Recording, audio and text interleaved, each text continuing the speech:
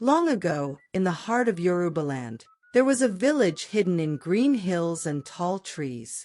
The people lived close to the land, farming, dancing, and telling stories by firelight. But the most magical place in the whole village was the river. It was called the Gbaro River. They said the river could speak if you listened closely.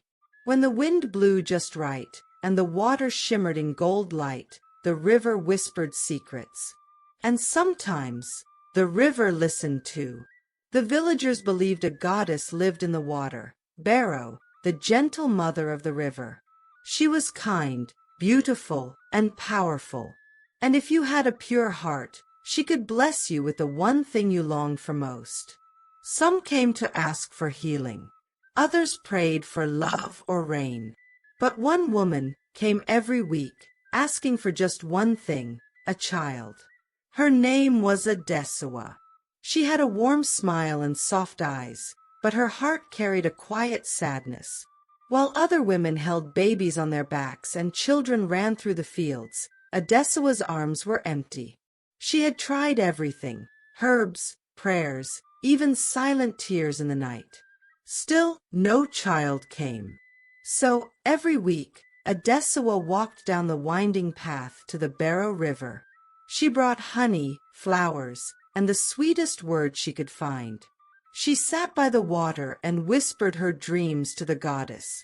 And though the river said nothing back, Adesuwa never gave up hope. She believed. And sometimes, belief is the beginning of something powerful. Every morning, just as the sun touched the tops of the palm trees, Adesuwa walked to the Gbaro River. She wore her clean white wrapper, carried a small clay pot of honey, and moved with quiet grace. The villagers had come to know her as the woman who speaks to water. She knelt by the river's edge, poured a drop of honey into the stream, and spoke softly. "Gbaro, mother of sweetness, I bring you honey for your kindness. If there is room in your heart, bless me with a child I can love. I will care for her with all that I am." Then she would close her eyes and bathe slowly, washing not just her body, but her sadness too. Days passed. Weeks turned into moons. Seasons shifted. Still no child came. But Adesuwa never stopped coming. Her faith was stronger than the silence. And then, one morning, the air felt different. Mist curled along the water like soft fingers. The trees stood still, as if holding their breath. Adesuwa stepped into the river as always, but just as she dipped her hands into the water, she froze. The sound came again, soft, like the wind, but full of life. Wah! Wah! Her heart began to race. Slowly, she followed the sound, eyes searching the mist. And then she saw it. There, resting on a smooth, flat rock in the center of the river, was a tiny baby girl. Her skin shimmered like moonlight on water. She was wrapped in a cloth that sparkled with gold and silver threads, like it had been woven from the river itself. Adesuwa gasped. Her hands covered her mouth. She didn't know whether to cry or run. But the baby looked at her and smiled. And just like that, all fear melted away. Adesuwa stepped into the water, deeper and deeper, until she reached the rock. The river parted gently around her feet, as if it too had been waiting for this moment. She lifted the child into her arms. Warm, real, breathing. A miracle. Tears poured from Adesuwa's eyes as she whispered, thank you, Gbaro. Thank you." Holding the glowing baby close to her chest, Adesuwa walked back home, heart full, eyes wet, arms no longer empty. The child had come, but she was no ordinary child. Adesuwa named the child Abimbola, after the brave woman of old who once saved her people. From the very beginning, it was clear, Abimbola was different. She grew faster than other babies. By her first birthday, she could already walk. Before she was 2, She was speaking in full sentences. Her voice was calm and musical, like the river itself. But that was only the beginning. At night, her skin glowed faintly, just a soft silver light, like moonbeams resting on her cheeks. Adesuwa would tuck her in, and the room would shimmer gently until the child slept. And when she walked outside, the animals followed. Birds landed on her shoulders. Butterflies circled her head. Even a shy antelope once came near, lowering its head as if in greeting. Abimbola would dance in the fields, spinning and laughing as the wind moved with her. Her shadow seemed to dance too, but sometimes it didn't move exactly like her. It twirled when she stood still. It bowed when she giggled. Adesuwa noticed, but she said nothing. She loved her daughter deeply, no matter what the world thought. Still, the village began to talk. At first, they admired her. They smiled when she passed and called her Gbaro's blessing. Mothers told their children to be like Abimbola, kind, gentle, wise. But slowly, whispers began to spread. Old woman, whispering. She walks without sound. No child glows in the dark. Fisherman, muttering. Animals follow her like she's something else. Young girl, wide-eyed. She danced with her shadow. I saw it. It moved on its own. Some began to say she was a spirit child, not truly human. A gift, yes, but also a mystery. One that did not belong to this world. But Adesuwa paid them no mind. She held Abimbola close and whispered, I don't care if you came from water, sky, or stars. You are my daughter, and you are loved. Still, deep in her heart, she began to wonder, who or what had she truly brought home that day? When Abimbola turned 7, the whole village came to celebrate. There were drums, dancing, and bowls of sweet rice and roasted yams. Children ran barefoot through the fields, and the women tied colorful cloth around Abimbola's waist. Even the sky seemed to shine brighter that day. But just as the music rose, Abimbola quietly slipped away. No one noticed at first. But Adesuwa's heart suddenly felt strange, like a breeze had blown through her chest. She looked around. No Abimbola. She ran through the trees, past the market, down the familiar path, until she saw her. There, standing at the edge of the Gbaro River, Abimbola, barefoot, still in her birthday wrapper, walked into the water. Adesuwa shouted, Abimbola! No! But the girl didn't stop. She walked deeper and deeper, until the water should have soaked her clothes, but it didn't. She walked out on the other side, completely dry. Her wrapper was still crisp, her hair untouched, her skin glowing softly in the sunlight. The crowd gasped. Adesuwa ran to her and wrapped her arms around her daughter. What happened? She whispered. Abimbola only smiled. I was saying thank you, she said, to Mama Gbaro. Word spread quickly, and the village priests were called. They came with beads, feathers, and sacred staffs.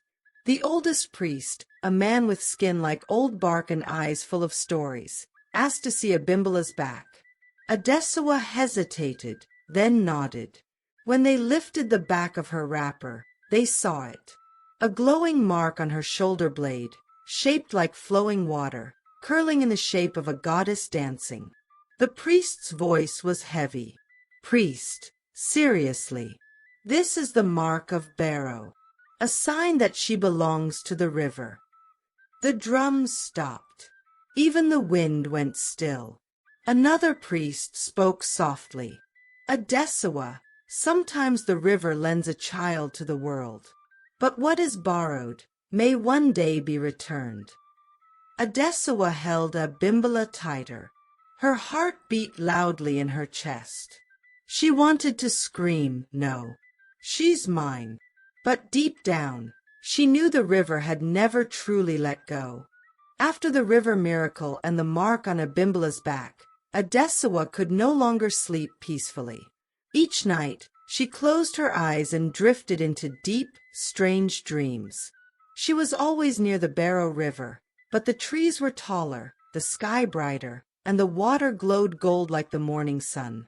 And standing in the middle of it all was a woman, tall, beautiful, dressed in silk that flowed like water. Her hair was full of river flowers. Her skin shimmered like rain, and her eyes, kind, wise, powerful, looked straight into Adesuwa's heart. It was Gbaro, the river goddess. She didn't raise her voice. She didn't shout, but her words echoed like thunder in the heart. Gbaro, gently yet firmly. Adesuwa, I heard your prayers. I felt your tears. I gave you a child not of flesh alone, but of spirit and water. What I give is not for keeping. Raise her well. Love her purely. And when the time comes, let her return. Then the goddess would vanish, and Adesuwa would wake with tears on her cheeks and her hands gripping her wrapper tightly. The dreams came again and again. Always the same message. Let her return. During the day, Adesuwa tried to smile for Abimbola. She cooked her favorite meals, sang old lullabies, and held her hand as they walked through the village. But her heart carried a quiet ache. She had waited so long for this child, and now it seemed the days were being counted backward. Meanwhile, Abimbola was changing too. She began to sing songs no one had taught her, songs in ancient tongues, filled with the sound of water and wind. She would hum while sweeping the yard, and rain would fall gently a few hours later. She would look at a stranger passing by and whisper, "He has lost something," and the man would cry, saying he had just buried his sister. One evening, she told Adesuwa not to cook yam because a visitor who didn't eat yam would arrive. And minutes later, a traveler knocked at their door, asking for shelter. He was allergic to yam. Abimbola didn't seem surprised. She just smiled. "Sometimes the river tells me things," she said. Adesuwa's hands trembled as she stirred her soup. She looked at her daughter, this magical, mysterious child, and wondered how much longer she would have her. It happened on a hot afternoon. The sky was dry, the wind was sharp, and the sun burned down on the village like a flame. No one knew how it started, perhaps a cooking fire left alone, or a careless spark, but within minutes, fire was spreading fast. Huts turned to smoke.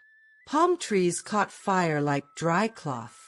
People ran, screaming, carrying babies and buckets of sand. Adesuwa tried to help, but the flames were wild. Then someone shouted, "Where's Abimbola?" They found her standing at the edge of the Gbaro River, bare feet in the water, her eyes closed. She raised her arms and began to chant, not loudly, but clearly. Her voice was soft, like a lullaby, yet the air around her started to change. Clouds gathered. Winds rose. Then, boom! Thunder roared, and heavy rain poured down from the sky. The fire hissed, cracked, and died. The flames vanished in moments, soaked by the sudden storm. The villagers stood frozen, dripping wet, staring at the little girl by the river. One woman whispered, "She called the rain." A man said, "She saved us." And soon, everyone was saying the same thing. "She is Gbaro's daughter." People brought gifts to Adesuwa's home, yams, beads, cloth. They bowed to Abimbola when she passed. But not everyone was joyful. A new chief had risen to power in the village. Chief Alawu, a proud, clever man who wanted to be feared more than loved. He heard the story of the girl who called the rain, and his eyes lit up, not with wonder, but with greed. He sent messengers to Adesuwa's house. Messenger, coldly. The chief says the girl belongs to the village now. She must be brought to the palace. Her powers will serve the people. Adesuwa stood tall, holding Abimbola behind her. Adesuwa, she is my daughter. She belongs to no one. The messenger left. But that night, guards came. Adesuwa saw them in the trees, shadows moving with spears and torches. She knew what was coming. She held Abimbola close and whispered, "Whatever happens, don't be afraid. The river is with you." Abimbola nodded. Her eyes were calm, like she already knew. The river would not let her go without a fight. The sky was quiet. No drums, no dancing, just the sound of leaves moving and the far-off cry of a night bird. That evening, Abimbola sat beside her mother, her small hands wrapped around a cup of warm palm drink. She didn't smile. She didn't sing. Then she turned to Adesuwa and said softly, "Mama, it's time." Adesuwa froze. Her heart ached. "Time for what, my child?" Abimbola looked up, tears in her glowing eyes. "To go back. Gbaro is calling me." Adesuwa shook her head, her hands trembling. "No, please. Stay with me. Just a little longer." But deep down, she already knew. The river had come to collect its promise. Word spread quickly. The villagers followed quietly as Abimbola walked down the path, wrapped in her birthday wrapper, feet bare on the earth. Adesuwa walked beside her, holding her hand tightly, trying not to cry. When they reached the river, something strange happened. The water began to glow. Golden light rose from the surface, dancing like fireflies. Then the river parted, like a path made just for her. Gasps filled the air. People fell to their knees. A wind swept through the trees, and a voice echoed through the mist. Not loud, not angry, just full of truth. Gbaro's voice. "She was never yours alone." Abimbola turned to her mother one last time. "Thank you, Mama, for loving me like I was yours." Adesuwa hugged her tightly, tears running down her cheeks. "You are mine," she whispered. "You will always be mine." Abimbola smiled through her tears, then turned and walked into the glowing river. The light swallowed her gently, and just as her body vanished into the water, her laughter echoed, light and free, like the ringing of a bell in the wind. And then silence. The river closed. The glow faded, and Abimbola was gone. After Abimbola returned to the river, the world felt quiet. Adesuwa stayed at the edge of the water long after everyone had gone home. She sat there until the moon rose high above the trees and the stars blinked softly in the sky. Her heart was broken, but her eyes were dry. She didn't cry like before, not because she didn't feel the pain, but because deep inside she understood. Abimbola had been a gift, a blessing borrowed from the spirit world. And though her arms were empty once more, her heart was forever full. In the weeks that followed, strange and beautiful things began to happen. Wherever Abimbola had walked, the grass grew greener. Flowers bloomed early. Even trees near the river bore sweeter fruit. Birds sang softer songs. And the little streams that flowed from the Gbaro River, they hummed at night, like lullabies, like someone was still singing to them. Adesuwa began to walk those paths with quiet steps. People from far and wide came to see her, not because she was Abimbola's mother, but because something inside her had changed. She could speak calm into angry hearts. She knew which roots to boil for healing, and which leaves to place on a fevered brow. She listened with more than ears. She listened with the river in her spirit. The villagers began to call her Aya Alafia, the mother of peace. Some said Gbaro had poured part of her power into Adesuwa's soul when she gave her the child. Others believed Abimbola's spirit still walked beside her mother, whispering wisdom into her heart. Adesuwa never said much, but every morning she still brought honey to the river and poured it gently into the water. "Thank you," she whispered, "for choosing me." And the river, always flowing, always listening, sparkled in the sun. Many years passed. Adesuwa grew old, her hair silver like river foam, her steps slower, but her spirit still calm and strong. When she finally left this world, the whole village gathered by the Gbaro River to sing for her, just as she had sung for Abimbola. Seasons turned. Generations changed. But the story of the spirit child never faded. And one bright morning, long after Adesuwa's time, a little girl came to play by the Gbaro River. She skipped stones and laughed, chasing butterflies near the water's edge. Then something caught her eye. In the middle of the river, just under the surface, a soft glow began to rise. It shimmered like moonlight on glass. The girl stepped closer, eyes wide. A figure formed in the water, a young woman, glowing faintly, her wrapper flowing like liquid light, her smile full of peace. The girl blinked, heart racing. The glowing woman smiled at her with warm, familiar eyes, eyes full of love and ancient memory. Just as quickly as she appeared, the figure faded back into the river, leaving only a few glowing ripples behind. The little girl turned and ran to her grandmother. "Nana," she cried, "there's someone in the water." The grandmother only smiled. "Yes, child," she said. "The river remembers." Soft music swells. The river flows gently in the background. What is given by the gods is never lost, only transformed. Thank you for watching. Don't forget to like, comment, and subscribe for more stories. Turn on your notification bell so you never miss an upload. Thank you for watching. See you in the next video.